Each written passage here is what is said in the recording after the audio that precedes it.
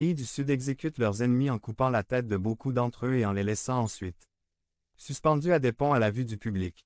Dis-moi si le péché et le mal n'existent pas. 3. Nous voyons comment devenir membre de la chaîne et AIDEZNOUS à propager la parole de Dieu à travers le monde. Dimanche 17 mars 2024. Parler à Dieu en 5 minutes. Description de la vidéo. Des garçons et des filles du monde entier sont kidnappés pour être vendus comme esclaves sexuels, y compris dans ce pays des États-Unis. Dites-moi si le péché et le mal n'existent pas. La Bible nous enseigne que les êtres humains sont pécheurs par nature. Nous avons hérité de cette nature pécheresse d'Adam et Ève. Nous sommes des gens égoïstes qui ne pensent qu'à nous-mêmes, à notre propre confort, à notre propre peau, et cela nous catapulte à faire le mal devant Dieu. Le roi David, dans le psaume 51, 5, a dit: Voici, j'ai été formé dans l'iniquité, et dans le péché ma mère m'a conçu. Paul dans Romains 3, 10, 12, 23 dit à propos des êtres humains: Il n'y a pas de juste, pas même un seul. Personne ne comprend, personne ne cherche Dieu. Tous se sont égarés, il n'y a personne qui fasse le bien, il n'y en a même pas un, car tous ont péché et sont privés de la gloire de Dieu. À partir de ces passages de la Bible et de bien d'autres semblables, nous obtenons la preuve que nous appelons communément la dépravation totale de l'homme. Le mot dépravation en espagnol signifie pervers ou tordu. Certaines traductions modernes de la Bible utilisent ce mot pour traduire le mot grec adokimos qui se trouve dans Romains 1, 28. Ce mot signifie que l'être humain ne résiste pas à l'épreuve. En d'autres termes, la dépravation signifie que les êtres humains n'ont pas réussi à plaire à Dieu.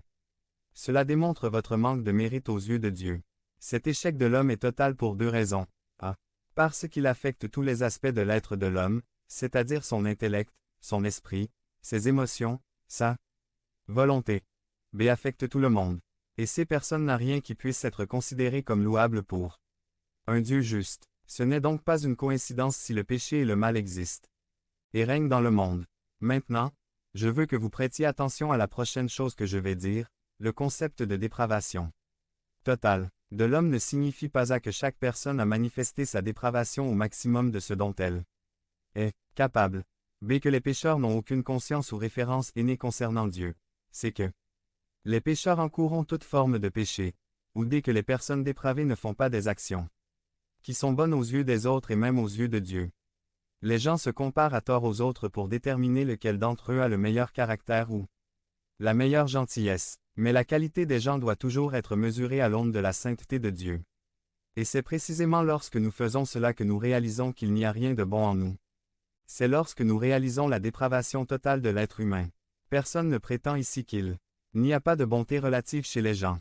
Les êtres humains peuvent accomplir de bonnes actions que les autres peuvent apprécier, mais rien de ce que quiconque peut faire ne mettra les mérites en sa faveur pour obtenir le salut de Dieu. La réalité est que ce qui était vrai à l'époque de Noé est vrai aujourd'hui. Genèse 6, 5 à 6, dit que l'Éternel vit que la méchanceté des hommes était grande dans le pays, et que toutes les imaginations des pensées de leur cœur n'étaient continuellement que mauvaises. 6. Et l'Éternel se repentit d'avoir fait l'homme sur la terre, et cela le chagrina dans son cœur. Dieu a fait à l'homme un grand don, le libre arbitre, c'est-à-dire le pouvoir de choisir entre le bien et le mal, entre le bien et le mal. Mais l'homme a transformé ce grand don en sa pire malédiction, en ne prenant pas toujours les meilleures décisions. Et c'est lorsque l'homme ne prend pas les meilleures décisions, que les autres sont offensés et piétinés, intentionnellement ou non. C'est lorsque l'homme, dans son égocentrisme, choisit de faire le mal que des innocents sont exploités, maltraités, leurs besoins sont ignorés, ils ne reçoivent pas ce qui leur est dû, ils souffrent, etc. Soyons réalistes, le mal dans le monde a son origine dans les décisions et les actions que vous et moi prenons en devenir membre de la chaîne et AIDEZNOUS à propager la parole de Dieu à travers le monde. Point. Dimanche 17 mars 2024. Si vous croyez en la puissance de Dieu, commentez 11 ans. Vous basant sur notre capacité à choisir entre le bien et le mal, entre le bien et le mal. Dans les versets que nous venons de lire dans la Genèse, nous observons comment Dieu, voyant le chaos que l'homme en utilisant son libre arbitre a provoqué sur terre, voyant le mal avec lequel ils se traitent les uns les autres. La Bible dit que cela brise le cœur de Dieu. Cela cause une douleur immense et peut-être beaucoup de larmes à notre Père céleste. Cela n'a jamais été le plan de Dieu, toute cette souffrance des apostrophes. Innocent aux mains de pervers n'a jamais été ce que Dieu a voulu pour nous. Mais à cause du péché, et du mal qui existe et que l'homme décide de pratiquer dans sa vie, Dieu a créé l'enfer. La deuxième raison fondamentale est que l'enfer existe parce que Dieu est saint et juste. Qu'est-ce que cela signifie que Dieu est saint? Cela signifie qu'il est séparé de tout ce qui est commun ou impur. Que Dieu soit saint signifie non seulement qu'il est séparé de tout ce qui est sale et mauvais, mais aussi qu'il est par nature pur, et donc distinct de tous les autres. Dire qu'il est saint, c'est dire qu'il est parfait. Maintenant, qu'est-ce que cela signifie que Dieu est juste?